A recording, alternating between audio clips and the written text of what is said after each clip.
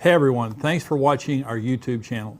To stay up to date with the latest end times content, make sure to hit the subscribe button on YouTube right now. The clip you're about to watch is from our weekly Tipping Point show. To get the full show and other end times content from great teachers like Greg Laurie, Dr. Mark Hitchcock, and myself, join us as a member on endtimes.com for $7 a month. Enjoy this clip. I want to talk about Israel. I want to talk about the end times. That's what we do here on endtimes.com, is just talk about a lot of current event stuff. What's happening right now in Russia and the Ukraine. Tell me, beginning with, I guess, Russia and the Ukraine, is there anything prophetic about that in your mind related to current events and what's going on? Yeah, absolutely. I mean, the majority of the rabbis understand Gog and as connected to the land of Russia. And so obviously anything that goes on in that region is super significant, right? Gog is described as someone who comes from the far north, Ezekiel 38:15. Oh.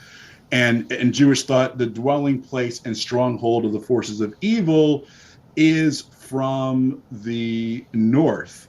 And so from, Jewish tradition is very clear that, it's almost unanimous that Gog is connected to Russia. And this, and so what's interesting is this, though, there is one of the greatest Jewish scholars to ever live was known as the Vilna of Gaon, and he was an Alui, he was a genius.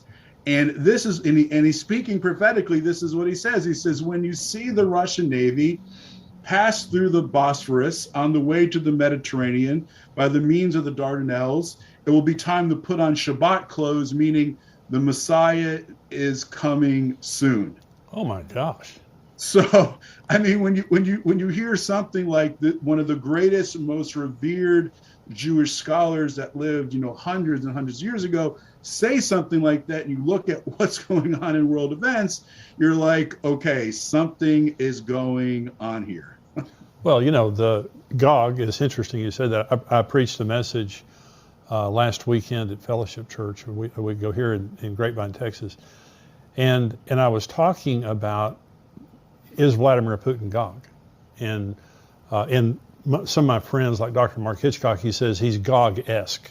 You can't definitively say he's Gog. However, my comment during my message was, if you ask me to, if Ezekiel 38 is a now prophecy, Vladimir Putin is Gog. I mean, because Gog is a person, Magog is a land, the other places are regions. The nations of Ezekiel 38 are places where he has control, the other nations listed there. But I really appreciate you saying that in the Jewish mind, Gog is Russia, because you have a lot of Western theologians who argue with that, and they'll say Gog has nothing to do with Russia. Gog is this, whatever. But if you look at the realities of it right now, the Gog and then the Magog nations of the Stan states, you have Turkey, Iran. These nations are all aligned with Russia, and they all hate Israel.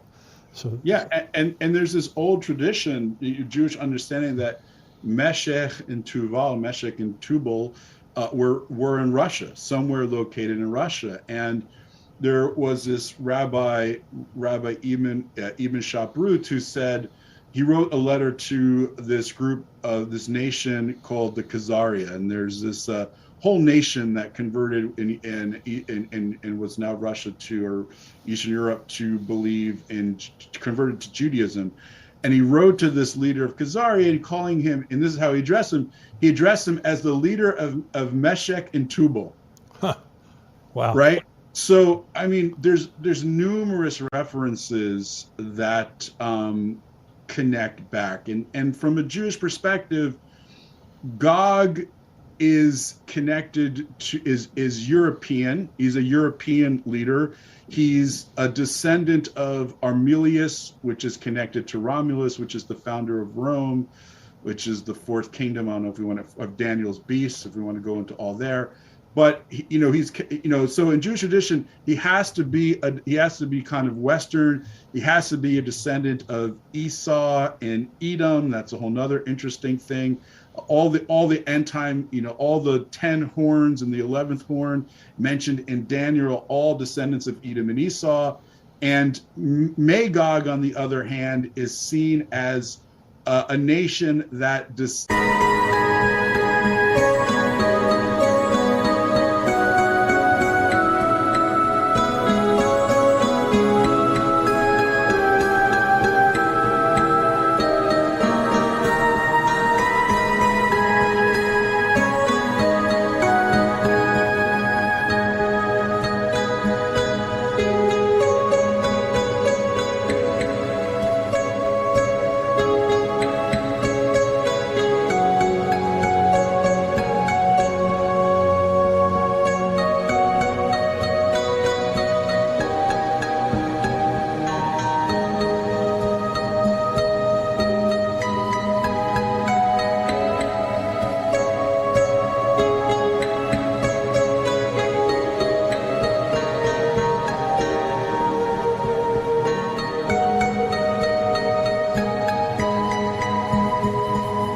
that's descended from Japheth, one of the descendants of Noah. So you have someone from Esau, Edom, which represents the West in Jewish thought, ruling over a land that's primarily of, Japheth. Is that what you see today with Gog, Magog, all the nations there? Yeah.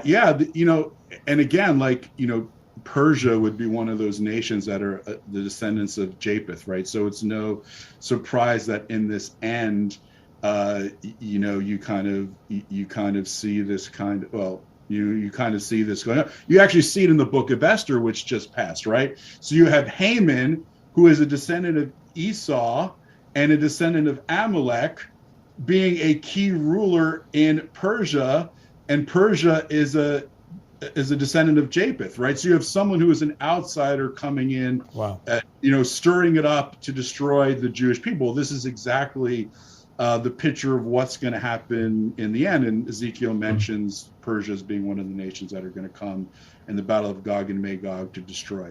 But the interesting thing is that in Hebrew, again, in our last show, we talked about the numerics, right?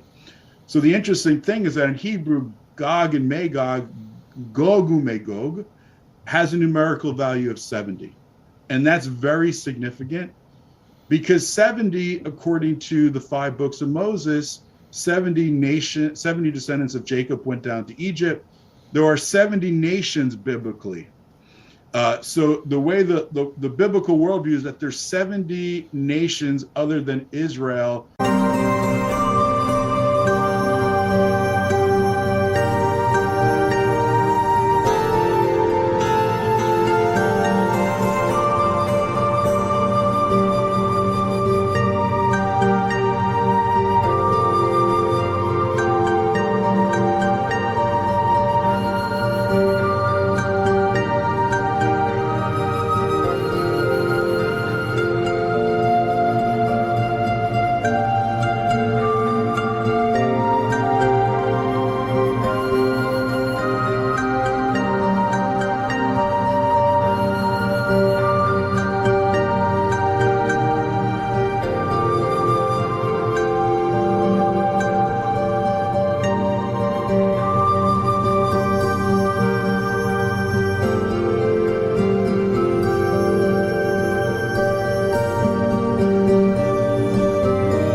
That exist, and the picture of Gog and Magog is the 70 nations coming against Israel in the end of days.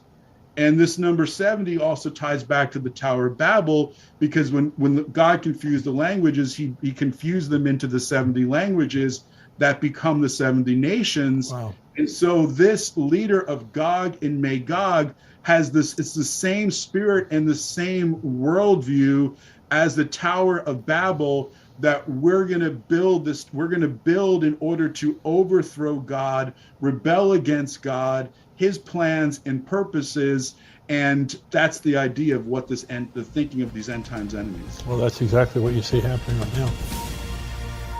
I want to thank you for watching this Tipping Point clip, and I want you to subscribe to the channel. I want you, if you're not a subscriber, go ahead and click subscribe there.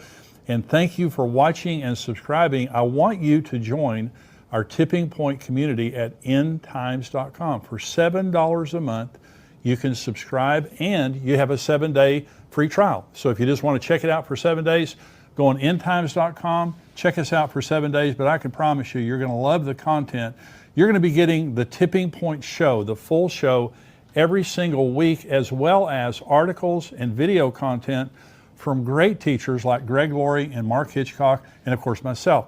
Be sure to subscribe to be notified when we release more videos like this. God bless you.